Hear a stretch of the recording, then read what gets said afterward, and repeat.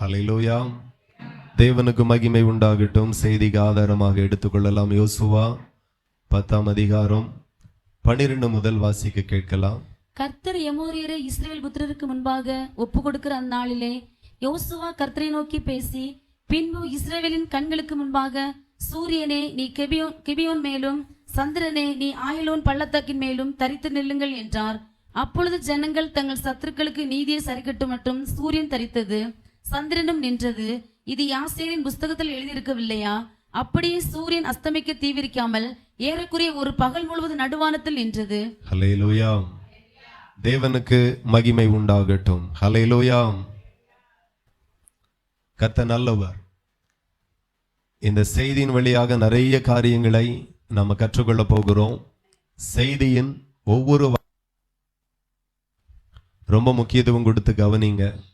கர்த்தர் ஏதோ ஒரு காரியத்தை உங்களோடு கூட பேச போகிறார். ஹல்லேலூயா. தேவனுக்கு மகிமை. இந்த இடத்துல யோசுவாவை குறித்து நாம வாசிக்கிறோம். வேதத்துல நாம் அதிகமாய் தியானிக்கிற ஒரு தேவ மனுஷன் யோசுவா.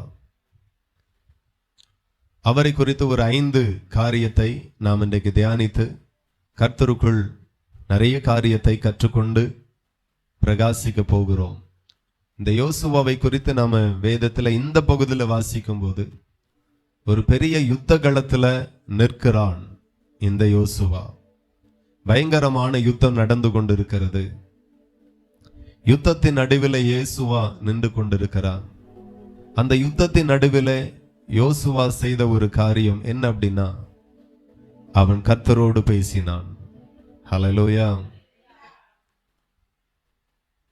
1 சாமுவேல் ஆகமத்திலிருந்து தான் கர்த்தரோடு பேசுகிறதற்கு பேரு ஜெபம் என்று சொல்லி ஆரம்பிக்கிறது. அதுக்கு முன்பதாக ஜெபம் என்று வராமல் கர்த்தரோடு பேசினான், கர்த்தர் ஆபிரகாமோடு பேசினார். இந்த மாதிரி தான் எல்லா இடத்துலையும் வரும். ஒரு யுத்த களத்துல நிற்கிற யோசுவா கர்த்தரோடு பேசினான் என்று நாம் இந்த இடத்துல வாசிக்கிறோம். நம்முடைய வாழ்க்கையில ஒன்றை கற்றுக்கொள்ள வேண்டும். எந்த சூழ்நிலைகளில் இருந்தாலும் கர்த்தரோடு நாம பேசுவோம். ஹல்லேலூயா. கர்த்தரோடு பேசுகிற ஒரு பழக்கமுடையவர்களாக முதலாவது நாம மாறுவோம். நேற்று தினத்துல ஒரு குடும்பத்தை சந்திக்கும் போது அவங்கள்ட்ட கேட்டேன், சபைக்கு போய் எவ்வளவு வருஷம் ஆச்சு அப்படின்னு. அவங்க சொல்றாங்க, 25 வருஷமா சபைக்கு போயிட்டு இருக்கோம். எத்தனை வருஷமா? 25 வருஷமா. இந்த ஆவில எவ்வளவு நாள் ஆடுறீங்க அப்படின்னு கேட்டேன். அது யாகதேசம் 5 வருஷமா இந்த ஆவி இருக்கு அப்படின்ட்டு. 20-25 வருஷமாக சபைக்கு போறாங்க. ஆனா உள்ள பொல்லாத ஆவி இருக்கு. அது எழும்பி ஆடுது. நான் கேட்டேன், எவ்வளவு நேரம் ஜெபிப்பீங்க அப்படின்ட்டு. வாரத்துக்கு ஒருக்கா அப்படின்னு. அப்ப நான் கரெக்டா கண்டுபிடிச்சேன், ஞாயிற்றுக்கிழமையா அப்படின்னு. ஆமா அப்படின்னாங்க. ஹல்லேலூயா. ஆமா, வாரத்துல ஒருக்கா. 25 வருஷம் ஆன விசுவாசி, வாரத்துல ஒருக்கா, அதுவும் ஞாயிற்றுக்கிழமை. அதுக்கு பிறகு கேட்டேன், அந்த ஜெபம் சர்ச்சில் தானே அப்படின்னு. ஆமா அப்படின்னாங்க. அப்போ சர்ச்சுக்கு போனாதான் ஜெபம், வீட்டில் இருந்தா ஜெபம் கிடையாது. ஏன் அப்படின்னு, ஜெபனாலே போராட்டமாயிருது அப்படின்னாங்க. எப்போதுமே நாம தேவனிடத்துல நெருங்கும் போது ஒரு போராட்டம் வரும். தேவனுக்காக எதையாகிலும் செய்ய துணியும் போது ஒரு போராட்டம் வரும், சோர்வு வரும், மனமடி வடைவோம். ஆனாலும் நாம் அதையும் தாண்டி தேவனோடு பேசுவோமே ஆனால் மகிமையை காண்பீர்கள். கரங்களை தட்டி அப்பாவை மகிமைப்படுத்துங்கள். ஹல்லேலூயா. இந்த யோசுவா யுத்தம் நடந்து கொண்டிருக்கிறது. யுத்த களத்துல வைத்து கர்த்தரோடு பேசுகிறான். நான் சொல்லுகிற எந்த இடத்துல நின்றாலும், எந்த சூழ்நிலைகளில் நின்றாலும், எவ்வளவு பெரிய ஆபத்துல நின்றாலும் நீங்க பேச வேண்டியவர் ஒருவர் தான், அவர் தான் கர்த்தர். அவரோடு பேசுங்க. எந்த சூழ்நிலைகளிலேயும் ஒருவரோடு இருக்கிற ஐக்கியம், கனெக்ஷன் துண்டிக்கப்படவே கூடாது. ஹல்லேலூயா. நம்ம சூழ்நிலையை பார்க்கிறோம், பேசுறோம். சூழ்நிலையை பார்க்கிறோம், பேசுறோம். யோசுவா கர்த்தரை பார்க்கிறான், பேசுகிறான், கர்த்தரை பார்க்கிறான், பேசுகிறான். அதுக்கு பிறகு சூழ்நிலையை பார்க்கிறான், பேசுகிறான். கர்த்தரோடு பேசிட்டு அதுக்கு பிறகு சூழ்நிலையோடு பேசும்போது சூழ்நிலை அவனுக்கு சாதகமாய் மாறுகிறது. எத்தனை பேருக்கு புரியுது? நிறைய பேர் சூழ்நிலையை பார்க்கிறோம், கணவனோடு பேசுகிறோம், சூழ்நிலையை பார்க்கிறோம், மனைவியோடு பேசுகிறோம், சூழ்நிலையை பார்க்கிறோம், நண்பர்களோடு பேசுகிறோம். சூழ்நிலை அப்படிதான் இருக்கிறது, பிரச்சனையும் அப்படிதான் இருக்கிறது. ஒரு மகிமையை பார்க்க முடியல. நான் சொல்லுகிறேன், முதலாவது கர்த்தரோடு பேசுங்க, அதுக்கு பிறகு சூழ்நிலையை பார்த்து பேசுங்க. முதலாவது கர்த்தரோடு பேசினபடியினால சூழ்நிலையை பார்த்து பேசும்போது அங்க தேவனுடைய மகிமையை காண்பீர்கள். ஹல்லேலூயா. இந்த யோசுவாவின் இடத்துல கற்றுக்கொள்ள வேண்டிய ஒரு காரியம் இதுதான். கர்த்தரோடு பேசினான். யுத்த களத்தில் பேசிட்டு அவன் என்ன சொல்லுகிறான் அப்படின்னா, நாம நினைக்கிறோம் கர்த்தரோடு வைத்திருக்கிற அந்த ஐக்கியமும் உறவும் நம்மளை வேற மனுஷியாக மனுஷனாய் மாற்றுகிறது. லட்சம் பேர் மத்தியில, கோடி பேர் மத்தியில ஒரு சிறந்த தலைவனாக யோசுவா மாறி இருந்தார். மோசே செய்யாததை, மோசேயால் செய்ய முடியாததை ஆண்டவர் யோசுவாவை கொண்டு செய்தார். ஒரே ஒரு ரகசியம்தான், அவன் தேவனோடு பேசுகிறவன், எந்த சூழ்நிலைகளிலேயும் பேசுகிறவன். ஜெபிக்கிறத நம்ம சலிப்பா நினைக்கிறோம், ஜெபிக்கிறத ஒரு பெரிய கஷ்டமா நினைக்கிறோம். இன்னைக்கு நிறைய பேரால முடியாம போகிற ஒரு காரியம் என்ன அப்படின்னா ஜெபந்தான். காணிக்க கூட ஏராளம் தாராளம் கொடுத்துருதோம்.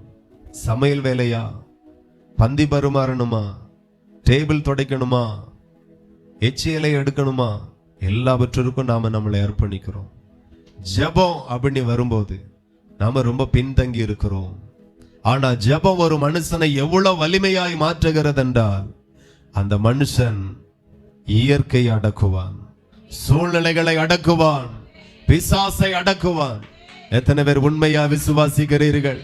தேவனோடு பேசுகிற ஒரு மனுஷன் அவன் சாதாரண மனுஷனை அல்ல, சாதாரண மனுஷனை கிடையாது. ஆகையினால நான் மறுபடியும் சொல்லுகிறேன், தேவனோடு பேசுங்க, ஆண்டவரோடு பேசுகிறத விரும்புங்க, வாஞ்சிங்க.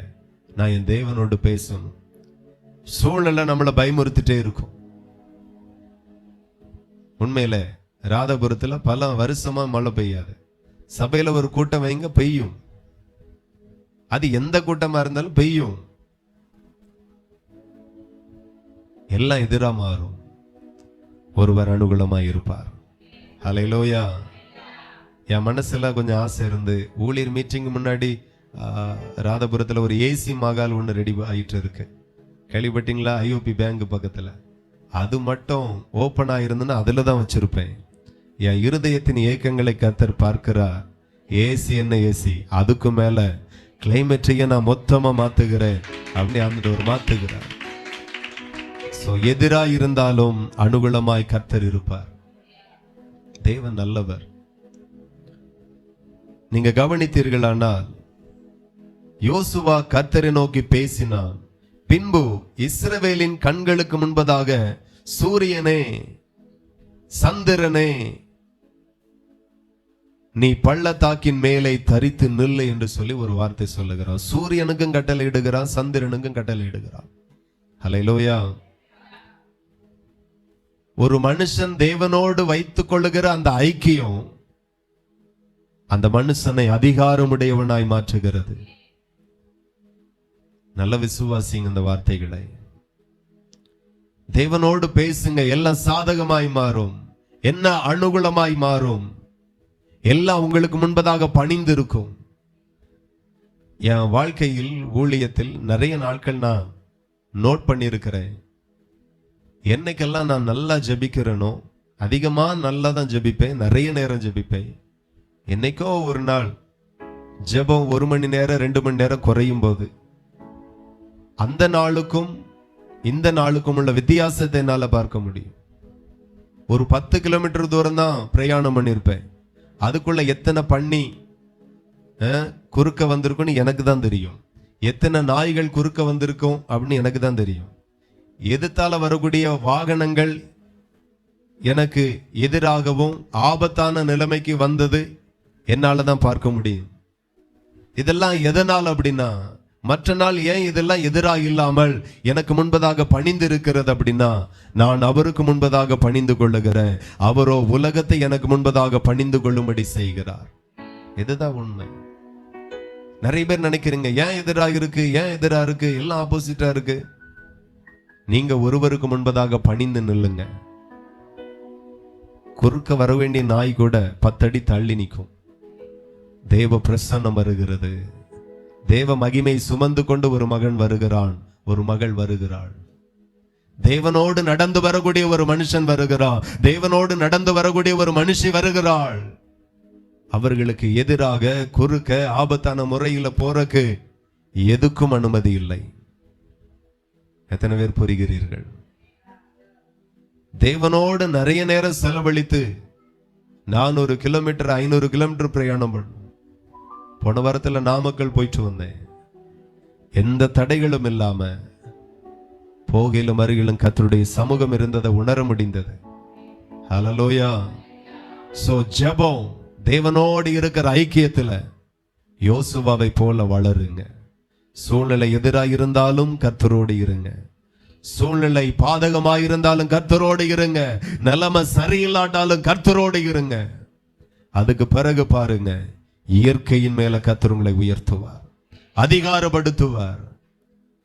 நாம தேவனோடு நடக்கிறவர்களா இருந்தால், பேசுகிறவர்களாக இருந்தா, கர்த்தருக்கு பணிவிடை செய்கிறவர்களா இருந்தா, கர்த்தருக்கு ஊழியம் செய்கிறவர்களா இருந்தா, கர்த்தருடைய வார்த்தையை கை கொள்ளுகிறவர்களா இருந்தா, கர்த்தர் எல்லாவற்றிற்கும் மேல ஒரு அதிகாரத்தை கொடுக்கிறதை நாம வேதத்துல தியானத்துல கண்டுபிடிக்கலாம்.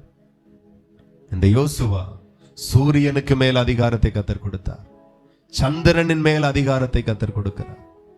அதெல்லாம் எவ்வளவு நேரம் நின்றுதான், சூரியன் எவ்வளவு நேரம் ஒரே இடத்துல நின்றுதான், ஒரு பகல் வரையிலும், அதாவது 12 மணி நேரம் ஒரே இடத்துல. அதுவும் எந்த நேரத்துல பாத்தீங்கன்னா, சூரியன் மறையக்கூடிய ஒரு நேரம் வந்தது. அப்போ கட்டளை இடுகிறார், நெல் அந்த இடத்துல அப்படின்ட்டு. அதால மறைய முடியல. மறையக்கூடிய டைம் ஆன பிறகும் மறுபடியும் 12 மணி நேரம் ஒரே இடத்துல சூரியன் தரித்து நின்றது, சந்திரன் ஒரே இடத்துல தரித்து நின்றது. ஏன் இதை செய்கிறார் அப்படின்னா, யுத்தம் நடந்து கொண்டிருக்கிறது, யுத்தம் முடியல, ஆனாலும் இருட்ட போகிறது. யுத்தம் முடியல, இருட்ட போகுது. இப்போ அந்த யுத்தத்தை நாளைக்கு தொடரலாமே அப்படின்னா, காலை முதல் இந்நேரம் வரையிலும் சத்துருவோடு யுத்தம் பண்ணியாச்சு.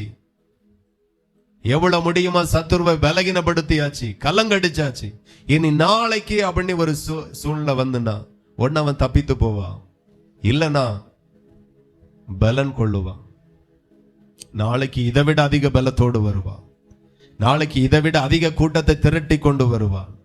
சத்துருவை ஒரே அடியாய் முறியடிக்கும்படி யுத்த களத்தில் நின்று ஆண்டவரோடு பேசிட்டு சூரியனை பார்த்து பேசுகிறான், சந்திரனை பார்த்து பேசுகிறான். சூரியனே சந்திரனே நீ அதே இடத்துல தரித்து நில்லு அப்படின்னு பேசுகிறான். இந்த யாரு செய்யணும்னா மறுபடி கர்த்தர் தான் செய்யணும். ஆனா கர்த்தர் யாரை அதிகாரப்படுத்துகிறார் அப்படின்னா, தன்னோடு இருக்கிற பிள்ளைகளை கர்த்தர் அதிகாரப்படுத்துகிறார். ஹல்லேலூயா. தேவனுக்கு மகிமை உண்டாகட்டும். நான் சொல்லுகிற கர்த்தரோடு இருங்க. பெரிய பெரிய அதிகாரங்களை கர்த்தர் உங்க கரத்துல கொடுப்பார். நம்புறீங்களா? பெரிய பெரிய மேன்மைகளை கர்த்தர் உங்க கரத்துல கொடுப்பார். பெரிய பெரிய ஆசீர்வாதங்களை உங்க கரத்துல கொடுப்பார். ரொம்ப ஈஸி. நீங்க தேவனோடு இருக்கிறதுல சலிப்பாகாதுங்க. நிறைய பேர் சபைக்கு 2 வாரத்துக்கு ஒருக்கா 3 வாரத்துக்கு ஒருக்கா சபைக்கு வர்றது, அவ்வளோ சபையை நேசிக்காம, தேவனை நேசிக்காம தூரத்துல இருக்கிறோம். அவரோடு வைத்துக் கொள்ளக்கூடிய அந்த ஐக்கியம், அந்த உறவு எவ்வளவு மகிமையானது என்று சொல்லி சிலருக்கு தெரியல. ஹல்லேலூயா. கர்த்தர் உங்களுக்கு கற்று தருகிறார். அவன் அப்படி சொல்லும் போது அதே இடத்துல சூரியன் நின்றது, அதே இடத்துல சந்திரன் நின்றது. சத்துருக்களை முறியடித்து யுத்தத்தை ஜெயமாக்கி கொண்டார்கள். ஹல்லேலூயா. தேவனுக்கு மகிமை உண்டாகட்டும். சோ இதெல்லாம் நம்ம வேதத்துல வாசிக்கிறோம். எத்தனை பேருக்கு இப்ப ஆசை, இப்படி ஒரு அதிகாரம் நமக்கு கிடைக்காதா அப்படின்ட்டு, இந்த ஒரு மேன்மை நமக்கு கிடைக்காத. எது சொன்னாலும் கீழ்ப்படிய மாட்டாங்க. பிள்ளை கூட நம்ம சொல்றதை கீழ்ப்படிய மாட்டாங்க. பின்ன சந்திரன் எங்கிட்ட கேட்க அடுதானே? யார் நினைக்கிறீங்களா? பிள்ளைகள் அவனு சொல்லட்டும், கேக்குதா? இன்னும் கேட்க மாட்டேங்க. சரி படி நீ சொன்னா கேட்க மாட்டேங்க. சாப்பிடுன்னு சொன்னா அம்மா கேட்காது, அதுவும் கேட்கறது இல்ல. முட்டையை கொடுக்கிறோம், அப்படியே தூக்கி ஒதுக்கி வைக்குது. மீனை கொடுக்கிறோம், அப்படியே ஒதுக்கி வைக்கிறது. இந்த சிக்கன் 65 எவன் கண்டுபிடிச்சானோ அதை கொடுங்க, நல்லா திங்குது. எல்லா வீட்லயும் எல்லா பிள்ளைகளும் திங்குது. ஏன் திங்குறோம், எதுக்கு திங்குறோம், என்னத்தை திங்குறோம், தின்னு எதற்கு, எதுவுமே புரியாது. ஆனா நல்லா உட்கார்ந்து திங்கு. யாரு சொல்லி கொடுத்தாவளோ தெரியல. ஊட்டியே விடாண்டாம், பொறிச்சு வச்சுட்டு அடுத்த ரூம்ல கொஞ்ச நேரம் இருந்துட்டு வரக்குள்ள பாத்திரத்துல பாதியை காணாது. இதே இது நல்ல விலை கூடின மீன், நல்ல மீனை அவிச்சு குழம்பு வச்சுட்டு வாங்க, அப்படியே இருக்கும். அடுத்து 3 நாளைக்கு அப்படியே இருக்கும். என்னம்மா நேத்தைக்கு தானே வச்சோம், இன்னைக்கும் மீன் குழம்பா? பின்ன உங்க பிள்ளைகள் திங்கல, நீங்க தானே திங்கணும், தின்னுங்க அப்படின்னு வீட்டம்மா நமக்கு ஒரு தொல்லை. சரி தலையெழுத்து தும்போம் அப்படின்னுட்டு இன்னைக்கு 2வது நாள் தூங்குறோம். 3ஆம் நாள் மத்தியானமும் அது தொடருது. இன்னைக்காச்சும் முடிஞ்சுதா? முடிச்சு. பிள்ளைகளும் கேட்கல. இப்ப எங்க சூரியனும் சந்திரனும் கேட்கும். இந்த நிலைமைக்கு அவன் உயர்ந்து வரக்கு சில காரியத்தை அவனுடைய வாழ்க்கையில நீங்க பார்க்கணும். என்ன பார்க்கணும் அப்படின்னா, வாசிங்க யாத்திராகமம் 17:10 வாசிப்போம். இஸ்ரவேல் குடும்பத்தாரிலும் உங்களுக்குள்ளும் தங்கும் அந்நியர்களிலும் எவனாகிலும் இரத்தம். யாத்திராகமம் 17:10. யோசுவா தனக்கு மோசே சொன்னபடியே செய்து அமலேக்கோட யுத்தம் பண்ணினான். மோசேயும் ஆரோனும் ஊர் என்பவனும் மலை உச்சியில் ஏறினார்கள். அல்லேலூயா. இந்த இடத்துல வேதத்தை வாசிக்கிறோம். மோசே தன் கையை யோசுவா தனக்கு மோசே சொன்னபடியே செய்தான். ஆமென். மோசே யாரு? கர்த்தருடைய தீர்க்கதரிசி, கர்த்தரால் அபிஷேகம் பண்ணப்பட்டவன், முழு இஸ்ரவேல் சபையும் நடத்துகிற ஒரு தலைவன். மோசேக்கு கீழே தான் யோசுவா இருக்கிறார். யோசுவாவை குறித்து வேதம் ஒவ்வொரு பகுதியும் நோட் பண்ணுகிறது. அதை பார்க்கும்போது யோசுவாவை குறித்து வேதம் சொல்லுகிறது, யோசுவா தனக்கு மோசே சொன்னபடி செய்தானாம். அல்லேலூயா. மோசே என்ன சொன்னாலும் செய்கிற ஒரு கீழ்ப்படிதல் யோசுவாவுக்குள்ளாய் இருக்கிறது.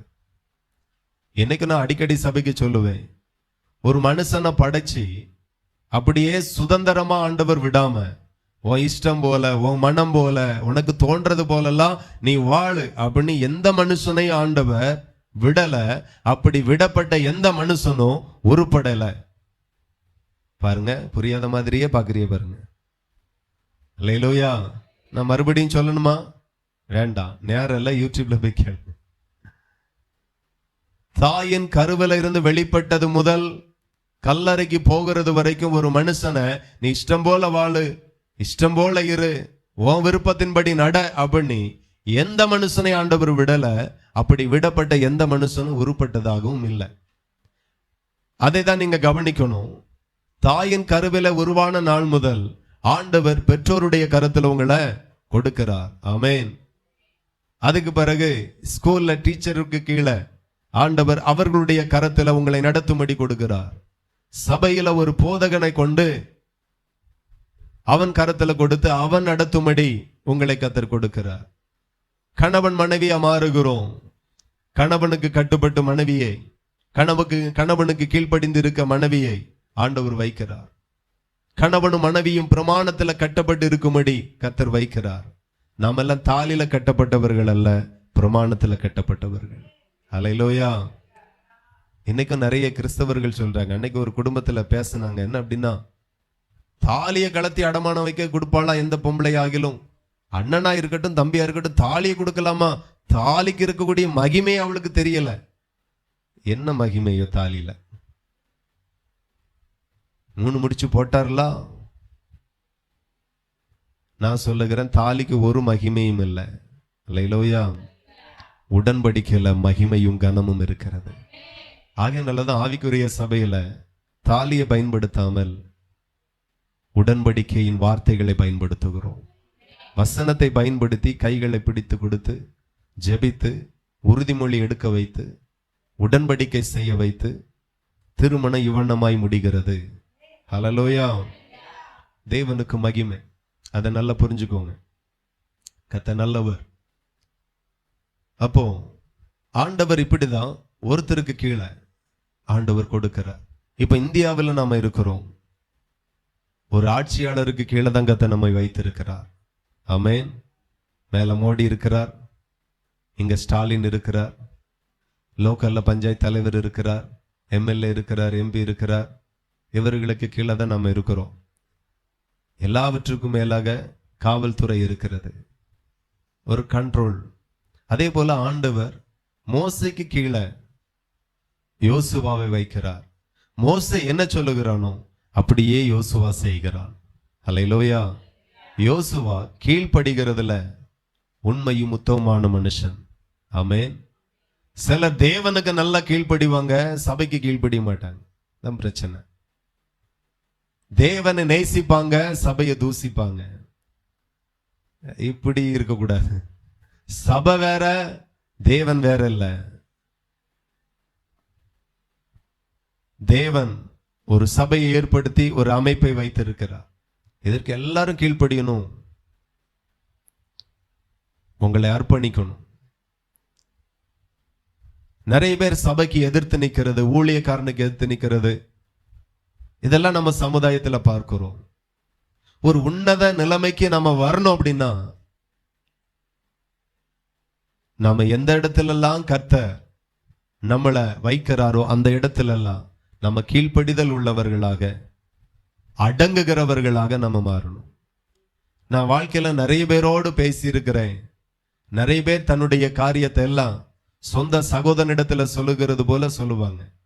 அவங்க கடந்த நாட்கள்ல ஒரு சகோதரி சொன்னாங்க, நாங்க படிக்கும்போது அவ்வளோ கஷ்டப்பட்டு படித்தோம், கவர்மெண்ட்ல தான் படித்தோம், கவர்மெண்ட் காலேஜ், கவர்மெண்ட் ஹாஸ்டல், அவ்வளோ கஷ்டப்பட்டு படித்தோம். கூட இருக்கிற பிள்ளைகள் பாடாப்படுத்தும். சீனியர் பிள்ளைகள் எல்லாம் அப்போ கல்லூரிகளில் ரேகிங் கொடுமை எல்லாம் பயங்கரமா இருக்கும். ஆனாலும் சீனியர் சொல்றதுக்கெல்லாம் தலையாட்டிட்டே போவோம். அடிச்சாலும் வாங்கிக்குவோம், திட்டுனாலும் வாங்கிக்குவோம். சகித்தோம், பொறுத்து கொண்டோம், அடங்கி இருந்தோம். எங்க அப்பா அம்மா எல்லாம் சொன்னாங்க, சரி முடியாட்டா வந்துரு, வேற படிப்பு பார்க்கலாம். ஆனாலும் பொறுத்து அந்த இடத்துல இருந்தோம். இன்னைக்கு எங்களை கொடுமைப்படுத்தினவங்க நல்லா இல்லை, சகித்த நாங்க நல்லா இருக்கிறோம். அரசு பள்ளியில படிச்சோம், அரசாங்க கல்லூரியில படிச்சோம், அரசாங்க ஹாஸ்டல்ல இருந்தோம், கொடுமைகளை சகிச்சோம். வாடையா வரும் சாப்பாட்டுல என்ன செய்ய, படிச்சு முடிக்கணுமே 4 வருஷம் சாப்பிட்டோம். இன்னைக்கு நல்ல மணக்க மணக்க குழம்பு வச்சு கொடுத்தாலும் இதுவா அப்படின்னு சொல்லுது. உங்களுக்கெல்லாம் கவர்மெண்ட் ஹாஸ்டல் அமைவதாக. ஹல்லேலூயா. ஆமா, அதுக்கு மேல நான் ஒன்னும் சொல்ல மாட்டேன். அதெல்லாம் சகித்து தாங்கி கொண்டு பொறுத்து கொண்டு இருந்தாங்க.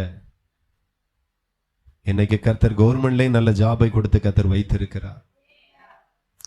கீழ்ப்படிதல் அப்படிங்கிறது உங்க தலையை மகிமையாய் உயர்த்தும்.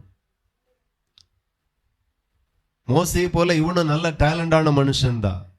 அதாவது என்னைக்குமே சபை போதகனை விட நீங்க நல்லா உயர்ந்த இடத்துல கர்த்தர் உங்களை வைத்திருக்கலாம். படிப்புல, வசதியில, வேலையில, வருமானத்துல, சொத்துல, ஆஸ்தில, அந்தஸ்துல எல்லாத்திலுமே உயர்ந்தவர்களா இருந்தாலும் கர்த்தர் உங்களை ஒரு போதகனுக்கு கீழாக ஆண்டவர் வைத்திருக்கிறார். விசுவாசிகள் அடங்கி இருக்கணும். ஆமென். இது 100% உண்மை. எதனால அப்படின்னா பாஸ்டரை பிரியப்படுத்தவோ அல்ல, உங்களுடைய நன்மைக்கும் உங்களுடைய ஆசீர்வாதத்தையும் நீங்க சுதந்தரித்துக் கொள்ளும்படி அப்படி செய்யுங்க. யோசுவாவின் நாட்களில அவனோடு கூட நிறைய பேர் இருந்தாங்க. யாரை குறித்தும் ஆண்டவர் சொல்லல, யோசுவாவை குறித்து ஆண்டவர் எழுதி வைத்திருக்கிறார். மோசே சொன்னபடி யோசுவா செய்தான். ஹல்லேலூயா. மோசே என்ன கட்டளையிட்டாரோ அதை நிறைவேற்றினான், அதை செய்தான், அதற்கு கீழ்ப்படிந்தான். அதெல்லாம் ஆண்டவர் பார்க்கிறார். ஒரு உன்னதமான நிலைக்கு வர ஆண்டவர் ஒவ்வொரு இடத்தையும் ஆண்டவர் பார்க்கிறார். இந்த இடத்துல எப்படி இருக்கான், இந்த இடத்துல எப்படி இருக்கான் எல்லாம் பார்ப்பார். கர்த்தர் உங்களை கண்காணிக்கிறார், கர்த்தர் உங்களை கவனிக்கிறார் என்கிறதுல இருதயத்தில் எப்போதும் அந்த சிந்தை இருப்பதாக. கர்த்தர் என்னை பார்க்கிறார், கர்த்தர் என்னை கவனிக்கிறார். சொந்த சிந்தை எப்போதும் உங்களுக்குள்ள இருக்கட்டும், நிறைய இருக்கட்டும். அதெல்லாம் பார்த்துதான் ஆண்டவர் சூரியனையும் சந்திரன் மேலையும் அதிகாரத்தை யோசுவாவுக்கு கொடுத்தார். அல்லேலூயா. காலம் வந்தது, மோசேயினுடைய ஸ்தானத்தையே ஆண்டவர் யோசுவாவுக்கு கொடுத்தார். ஒரு மனுஷனுடைய வாழ்க்கையில மேன்மை, பல பேர் பல வழிகளில மேன்மை அடைந்து இருக்கலாம். ஆனா வேதத்தின்படி, தேவனுக்குள்ளாக சத்தியத்தின்படி ஒரு மனுஷனுக்கு மேன்மை எப்படிதான் வரணும் அப்படின்னா, கீழ்ப்படிதல் ஆரம்பிக்கணும், அர்ப்பணிப்பில் ஆரம்பிக்கணும். அங்க இருந்து அப்படியே போக போக தான் அந்த வழியில ஒரு மனுஷன் மேன்மை அடையணும். குறுக்கு வழியில மேன்மை அடைஞ்சிடக்கூடாது, குறுக்கு வழியில உயர்ந்துடக்கூடாது. அது ரொம்ப நாளைக்கு போகாது. அல்லேலூயா. சோ யோசுவா மோசேங்கிற தலைவனுக்கு, தீர்க்கதரிசிக்கு, தேவனுடைய மனுஷனுக்கு, தேவனால் அபிஷேகம் பண்ணப்பட்ட மனுக்கு கீழ்ப்படிந்து இருந்தார். கர்த்தர் அதெல்லாம் பார்த்து நோட் பண்ணி வைத்தார். 1 சாமுவேல் 15:22 நாம வாசித்தால், 1 சாமுவேல் 15. அதற்கு சாமுவேல், கர்த்தருடைய சத்தத்திற்கு கீழ்ப்படுகிறதை பார்க்கிலும் சர்வாங்க தகனங்களும் பலிகளும் கர்த்தருக்கு பிரியமாய் இருக்குமோ? பலியை பார்க்கிலும் கீழ்ப்படுதலும் ஆட்டுக்கடாக்களின் இனத்தை பார்க்கிலும் செவி கொடுத்தலும் உத்தமம். ஹல்லேலூயா. கர்த்தருடைய நாமத்திற்கு மகிமை உண்டாகட்டும். இந்த இடத்துல சாமுவேல் தீர்க்கதரிசி ராஜாவுக்கு ஒரு காரியத்தை சொல்லுகிறான்.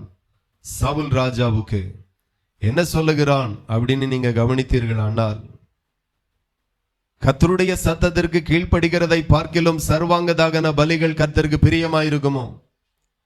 அப்போ நாம செலுத்துகிற பலிகளிலே அவர் பிரியப்படுகிறதை காட்டிலும் அவருக்காக கீழ்ப்படுகிறதிலேயே ஆண்டவர் பிரியப்படுகிறார். எத்தனை பேருக்கு புரியுது?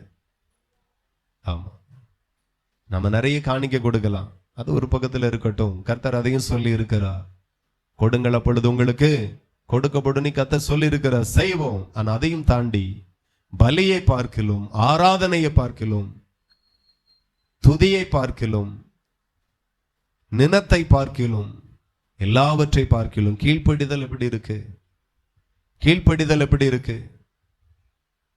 நான் சொல்லுகிற, உங்களை எவ்வளவு உயரத்திற்கு ஆண்டவர் உயர்த்தினாலும், எந்த மனுஷனோடு கூட வைத்திருக்கிறாரோ கீழ்ப்படிந்து இருக்க, அங்கே கீழ்ப்படிந்து இருங்க. கர்த்தர் அதெல்லாம் பார்க்கிறார். ஹல்லேலூயா. தேவனுக்கு மகிமை உண்டாகட்டும். இவன் தேவனுக்கு கீழ்ப்படிந்து இருக்கணும்.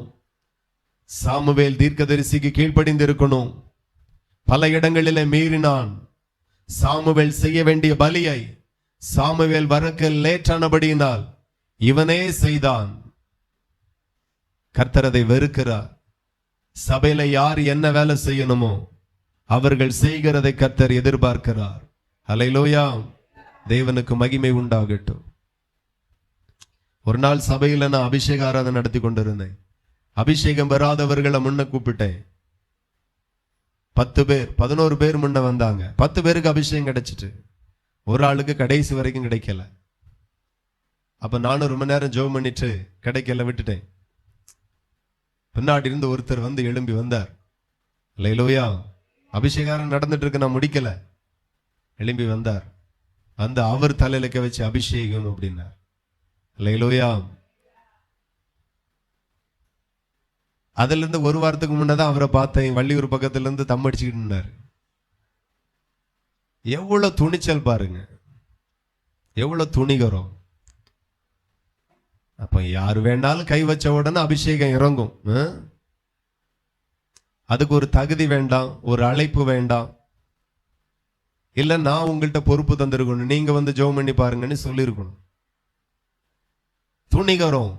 எதிலெல்லாம் கை வைக்க கூடாதோ அங்கெல்லாம் கை வைக்கிறது, அங்கெல்லாம் தலையிடுகிறது. சிலருக்கு அந்த ஆவி இருந்துட்டே இருக்கு. ஒரு மனுஷனிடத்துல ஆலயத்தினுடைய சாவியை கொடுக்கிறேன், இந்த ஊழியம் இல்லை. ஆமா, அவங்களும் இந்த வீடியோ பார்க்கறதுனால பேர் சொல்லல. அவர் சாவி கொடுத்தேன், அவர் வாங்கிட்டு அவ்வளவு சந்தோஷம். அப்போ ஒரு சபையினுடைய சாவி நம்ம கையில வர்றது.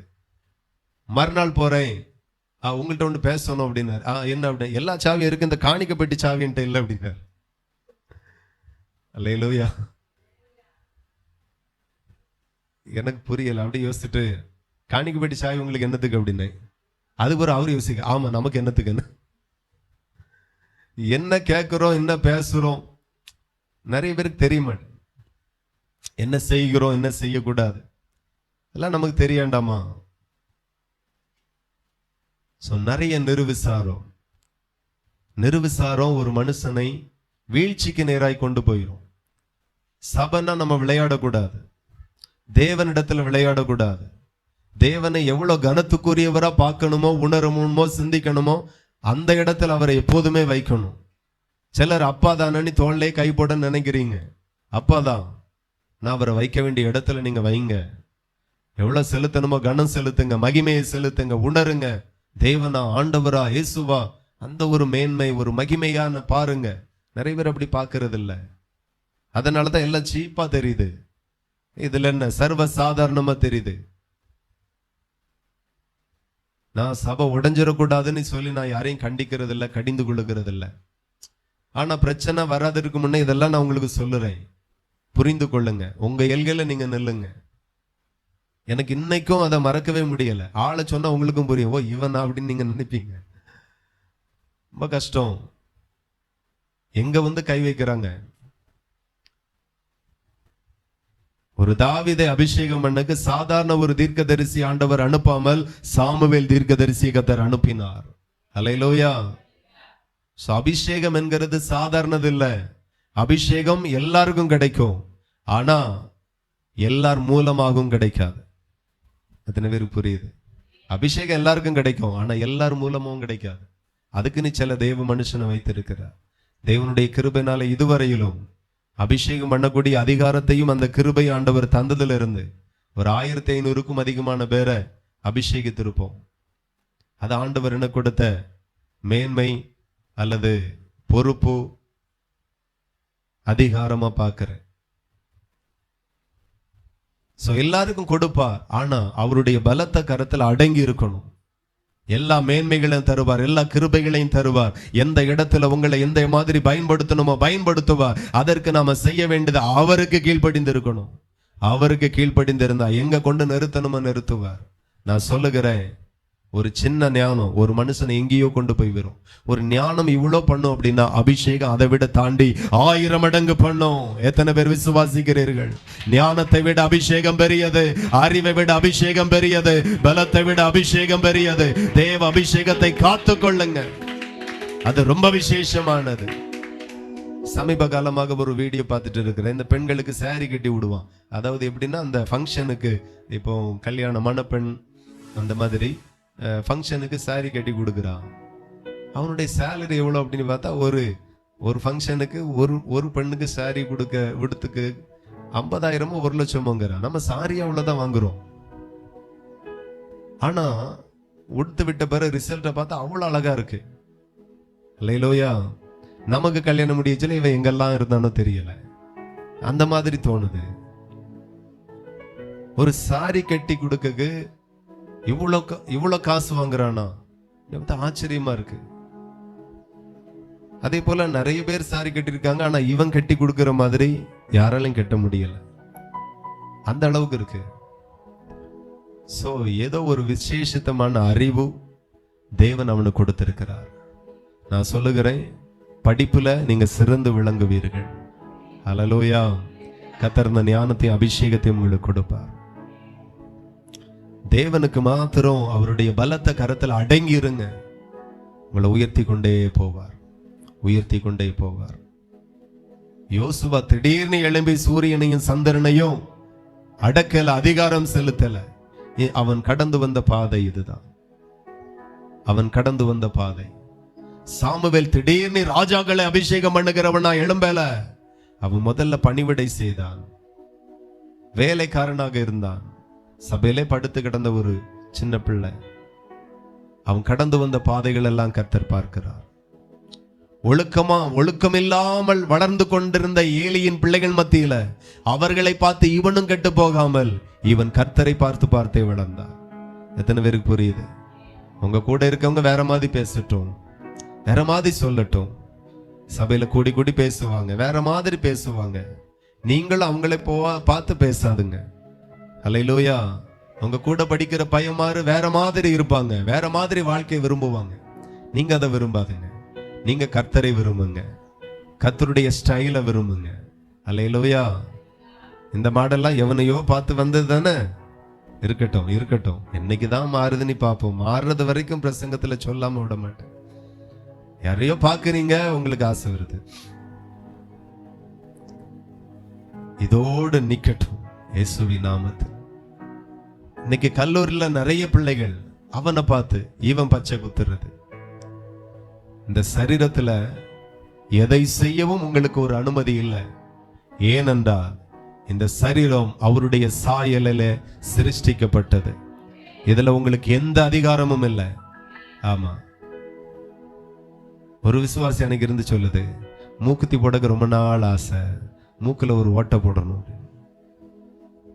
ஆல்ட்ரேஷன் பண்ணாதீங்க. இது தேவ மகிமையில உண்டாக்கப்பட்ட சரீரம்.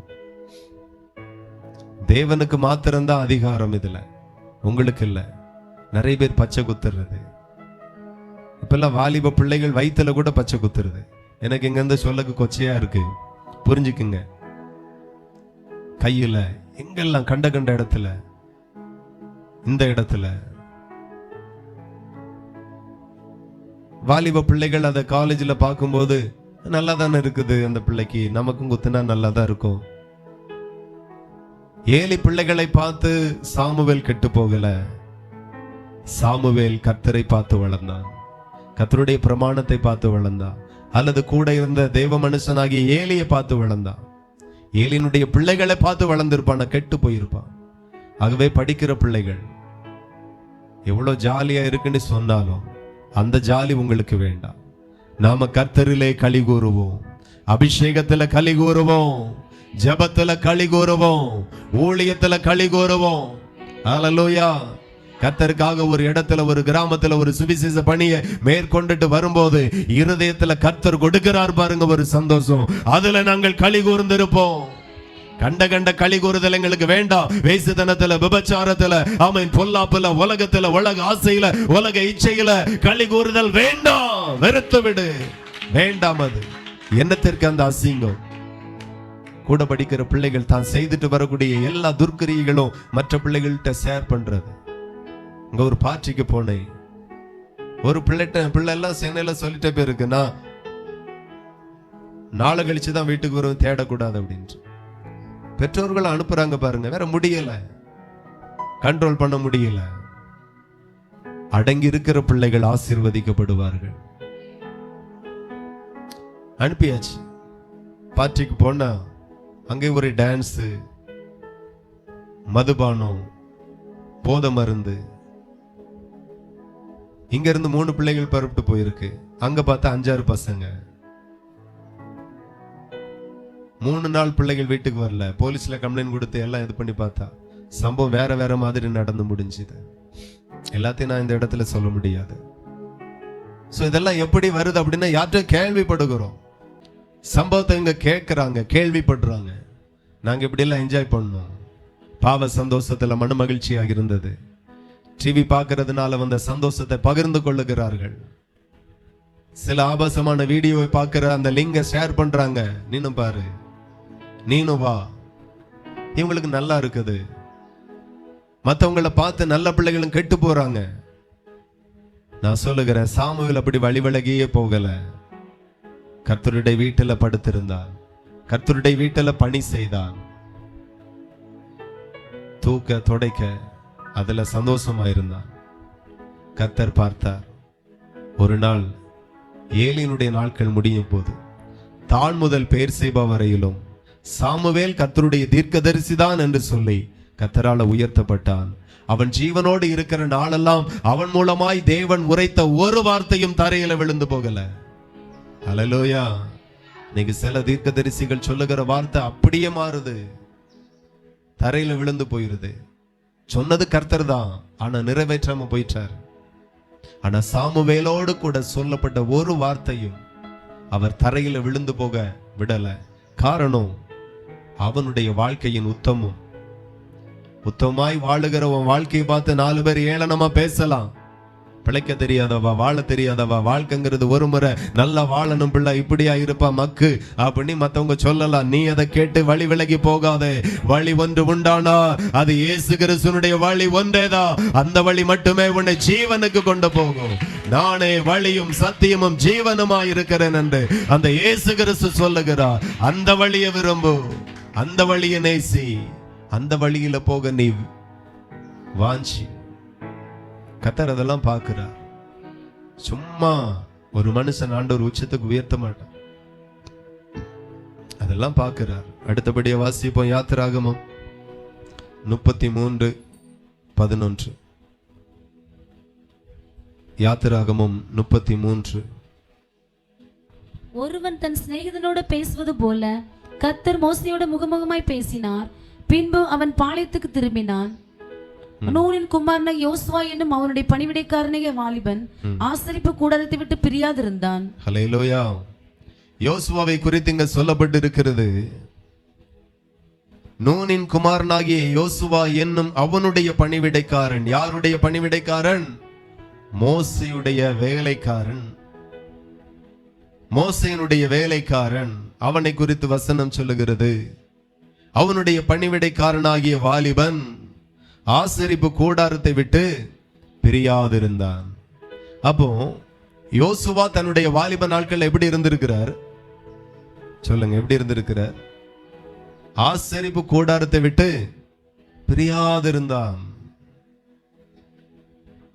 யோசுவாவை எங்க பார்க்கலாம்? ஆசரிப்பு கூடாரத்துல போனா பார்க்கலாம். உங்க பிள்ளைல எங்க போய் பார்க்கலாம்? பஜார்ல அந்த சந்தில நிப்பான். அப்படி மட்டும் வளர்த்துறாதுங்க. சில வீட்டுல கேளுங்க, உங்க பிள்ளை எங்க பார்க்கலாம்? எங்கேயோ வந்தாதான் உண்டு. கழுதை எந்தால போச்சோ தெரியல. இந்த மாதிரி நிலைமையில சில பிள்ளைகள் போயிட்டு கொண்டு இருக்கிற.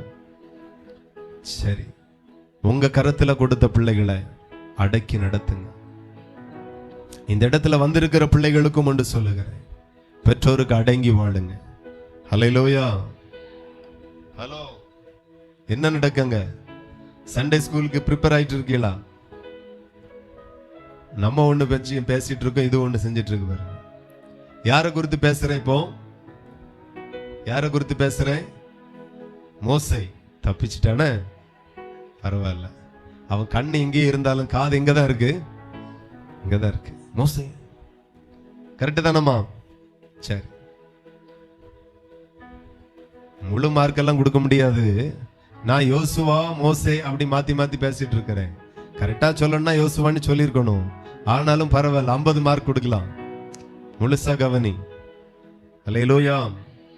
ஆமா, தம்பி என்ன பண்ணிக்கிட்டு இருப்பாப்ல? வீட்டுல கேம் விளையாடிட்டு இருப்பான். பாஸ்டர் போன் பண்ணாலும் கொடுக்க மாட்டான், பாஸ்டர்மா போன் பண்ணாலும் கொடுக்க மாட்டான்.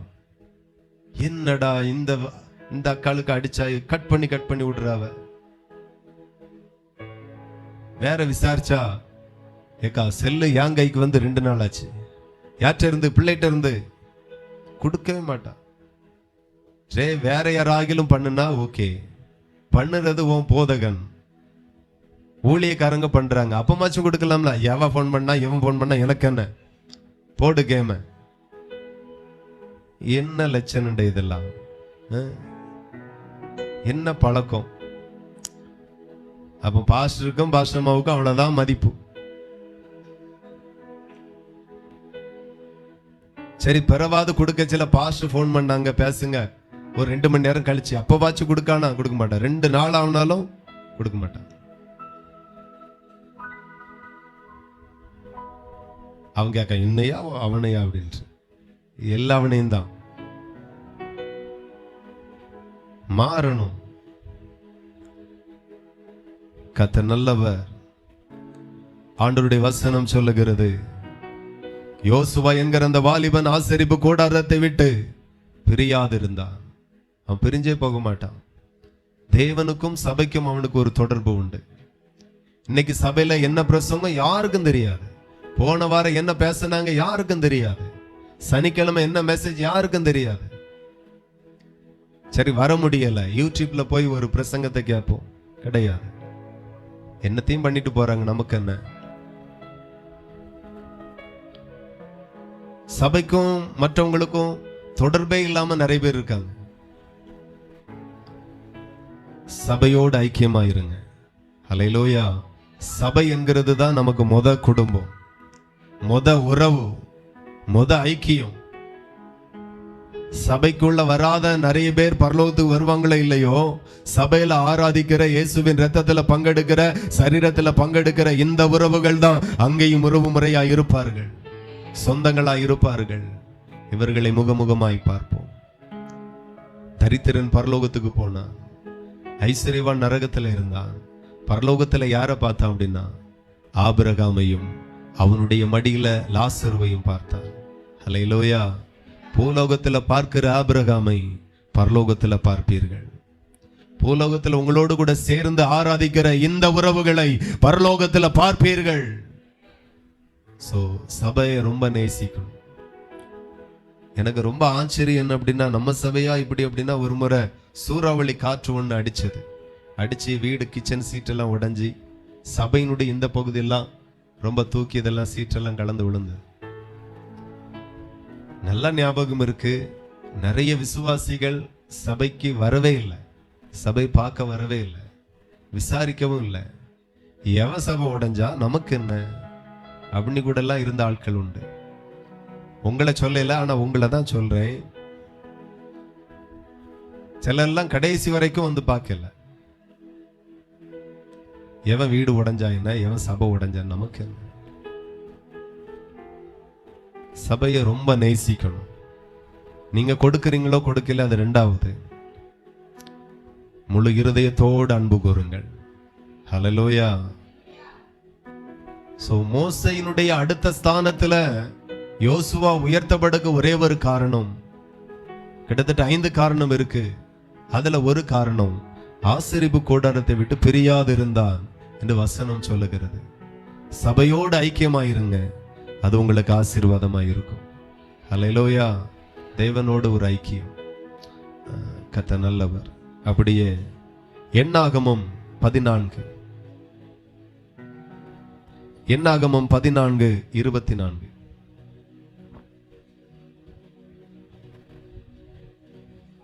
என்னுடைய தாசனாகிய காலேப் வேறே ஆவி உடையவனாய் இருக்கிறபடினாலும் உத்தமமாய் என்னை பின்பற்றி வந்தபடினாலும் அவன் போய் வந்த தேசத்திலே அவனை சேர பண்ணுவேன், அவன் சந்ததியார் அதை சுதந்திரித்துக் கொள்வார்கள். ஆமென். ஹல்லேலூயா. கர்த்தருடைய நாமத்திற்கு மகிமை. தேவனே யோசுவாவை குறித்து சாட்சி கொடுக்கிறார். என்னை உத்தமமாய் பின்பற்றி வந்தான். யோசுவாவை குறித்து, ஹல்லேலூயா. யோசுவாவை குறித்து ஆண்டவர் சொல்லுகிற, என்ன உத்தமமாய் பின்பற்றி வந்தான். தேவனுக்கு மகிமை உண்டாகட்டும். சோ தேவனை பின்பற்றுகிறதுல ஒரு உத்தமம் இருப்பதாக. ஆமென். நான் சபைக்கு மறுபடியும் தெரிவிக்கிறேன், நீங்க வேணும்னு லேட்டா வரீங்களா, இல்ல வழக்கமா புறப்பட சில லேட் ஆயிருதான்னு தெரியல. என்னைக்காச்சும் ஒரு நாள் ஓகே, அடிக்கடி அப்படி பண்ணாதீங்க. ஆண்டவர் ஆராதிக்கிற பகுதி ரொம்ப கொஞ்சம் நேரம்தான், அந்த நேரத்தை மிஸ் பண்ணாதுங்க. அதுக்கு பிறகெல்லாம் வேற பகுதிக்குள்ள போயிருவோம். ஆகையினால முதல் பகுதியிலே நீங்க இருப்பீர்களாக. சின்ன சின்ன காரியத்துல உங்க உத்தமம் தேவனுக்கு முன்பதாக வெளிப்படுவதாக. ஏதோ ஒரே ஒரு காரியத்தை பார்த்து மாத்திரம் ஆண்டவர் உயர்த்திட மாட்டார். ஒவ்வொரு இடத்திலையும் ஆண்டவர் பார்க்கிறார். ஆதி முற்பிதாக்களை ஆண்டவர் அப்படிதான் பார்த்து உயர்த்தினார். நாம உலகத்தால உயர்த்தப்பட வேண்டுமே ஆனால் என்னைக்கோ அது நடந்திருக்கும். ஆனால் அதல்ல, உலகத்தை படைத்த தேவனுடைய கரம் உங்களையும் என்னையும் உயர்த்தணும். உலகம் உயர்த்தினா அது வேற மாதிரி இருக்கும், கர்த்தர் உயர்த்தினா அது அதிசயமாய் மகிமையாய் இருக்கும். சோ கர்த்தர் உயர்த்தும்படி நீங்க உங்களை அர்ப்பணிங்க. உத்தமமாய் பின்பற்றினா, உத்தம இருதயத்தோடு பின்பற்றுங்க. இன்னைக்கும் விசுவாசிகளுக்கு 2 வேஷம் இருக்கிறது. ஒன்னு விசுவாசி என்கிற வேஷம். உலகத்துல போகும்போது வேற மாதிரி மாறுகிறார்கள். எந்த இடத்திலையும் கர்த்தர் உங்களை நோட் பண்ணுகிறார். கர்த்தருடைய கண்களுக்கு நீங்க மறைவானவர்களே இல்லை, கர்த்தர் உங்களை பார்த்துட்டே இருக்கிறார். அதனால எந்த இடத்துல இருந்தாலும் உத்தமமாய் கர்த்தரையே பின்பற்றுங்க, கர்த்தரையே பின்பற்றுங்க. என்னாகமம் 27 என்னாகமம் 27:18 வாசிப்போம். கர்த்தர் மோசேயை நோக்கி, ஆவியை பெற்றிருக்கிற புருஷனாகி யோசுவா என்னும் நூனின் குமாரனே. இப்போ யோசுவாவை குறித்து ஆண்டவர் சொல்லுகிறார். யோசுவா எதை பெற்றிருந்தானா? கர்த்தருடைய ஆவியை பெற்றிருந்தான். கரங்களை தட்டி அப்பாவை மகிமைப்படுத்துங்க. யோசுவாவுக்கு யாரும் சொல்லிக் கொடுக்கல, ஆனா கர்த்தருடைய ஆவியை பெற்றிருந்தான். இன்னைக்கு ஒரு சாதாரணமா ஒரு அபிஷேக ஆராதனை பங்கெடுத்தா ஆண்டவர் அபிஷேகம் பண்ணி விட்டுருவார். ஆனா அந்த நாட்கள் அப்படி இல்லை. அது ஒரு பெரிய விஷயம். அந்த அபிஷேகத்தை பிறகு தன்னை தகுதி உடையவனா மாற்றி இருந்தான். கர்த்தருடைய ஆவியை பெற்றிருந்தான். 20வது வசனத்துல நாம வாசித்தால், அதே அதிகாரம் என்னாகமம் 27:20 வாசித்தால், இஸ்ரவேல் புத்திரராகிய சபையார் எல்லாரும் அவனுக்கு கீழ்ப்படியும்படிக்கு உன் கனத்தில் கொஞ்சம் அவனுக்கு கொடு. ஹல்லேலூயா. இவன் இப்படி எல்லாம் வர வர வர ஒரு நாள் ஆண்டவர் மோசேயை கூப்பிட்டு சொன்னார், எல்லாரும் இவனுக்கு கீழ்ப்படியும்படி உனக்கு இருக்கிற கனத்துல கொஞ்சம் யோசுவாவுக்கு கொடு அப்படின்னார். ஹல்லேலூயா. நான் சொல்லுகிறேன், இதெல்லாம் செய்கிறதுனால என்ன நடக்கும் அப்படின்னா, கொஞ்ச நாளுக்கு பிறகு பாருங்க, உங்க குடும்பத்துல உங்களை கனத்துக்குரியவர்களாய் கர்த்தர் மாற்றுவார். சமுதாயத்துல கனத்திற்குரியவர்களாய் மாற்றுவார். ஒருவனுடைய வழி மாத்திரம் கர்த்தருக்கு பிரியமாய் இருந்தால் சத்துருக்களும் ஹல்லேலூயா சிநேகிதனா மாற்றுவார். ஒரு நாள் அவனை இவனை பேசியிருப்பான், ஆனா ஒரு நாள் வரும் மாற்றத்தை கர்த்தர் கொண்டு வருவார். ஹல்லேலூயா. அவன் யோசுவா ஒரு தலைவனாய் மாற்றப்படுக்கு முன்பதாக அவன் இவ்வளவு பாதைகளிலேயும் கடந்து வந்திருக்கிறான். முதல்ல ஆரம்பத்துல கொஞ்ச கனத்தை கூட அப்படின்னா, அதுக்கு பிறகு மோசேனுடைய மொத்த இடத்தையும் யோசுவாவுக்கே தேவன் கொடுத்தார். இன்னைக்கு நான் இவ்வளோ தேடி எனக்கு என்ன கிடைச்சது, இவ்வளவுதானே அப்படின்னு நீங்க நினைக்கலாம். இன்னைக்குதான் இவ்வளோ. இனி எவ்வளவு மகிமை ஆண்டவர் வைத்திருக்கிறார் தெரியுமா? எவ்வளவு மேன்மை ஆண்டவர் வைத்திருக்கிறார் தெரியுமா? இவ்வளவு காரியத்திலையும் யோசுவாவை தியானிக்கும் போது அவன் எவ்வளவு சூப்பரா இருந்திருக்கான். ஆனா அதுக்கு பிறகு வேதம் சொல்லுகிறது, கர்த்தர் சொல்லுகிறார், உன் கணத்துல கொஞ்சம் அவனுக்கு கொடு. பாதி கொடுன்னு சொன்னா கூட ஓகேவா இருந்திருக்கும். கொஞ்சம் தான் கொடுத்தார். மொத்தமா கொடுக்க, மொத்தமா நீங்க பெற்றுக்கொள்ள ஒரு நாள் சீக்கிரமாய் வருகிறது. எத்தனை பேர் விசுவாசிக்கிறீர்கள்? நீங்க மொத்தமா பெற்றுக்கொள்ளுவீர்கள். மொத்தமா கர்த்தர் எல்லா நன்மைகளும் தருவார். யோசேப்புக்கு ஆண்டவர் மொத்தமா கொடுத்தார். கர்த்தர் உங்களுக்கு மொத்தமா தருவார். யோசுவாவை பார்த்து நிறைய காரியங்களை கற்றுக்கொண்டு கர்த்தருக்குள் எழும்பி பிரகாசியுங்க. கர்த்தர் இவ்வண்ணமாகவே உங்களை ஆசீர்வதிக்க விரும்புகிறார். எல்லாரும் ஜெபித்து நாம் இந்த கூட்டத்தை நிறைவு செய்வோம். கர்த்தர் நல்லவர். Thank you Lord. ஹல்லேலூயா. யுத்த களத்திலையும் ஆண்டவரோடு பேசினான் மோசே. சூழ்நிலை எதுவானாலும் கர்த்தரோடு பேசுகிற அந்த உறவு எப்போதுமே இருப்பதாக. ஸ்தோத்திரம் பண்ணி தேவனை மகிமைப்படுத்தும். Glory, hallelujah.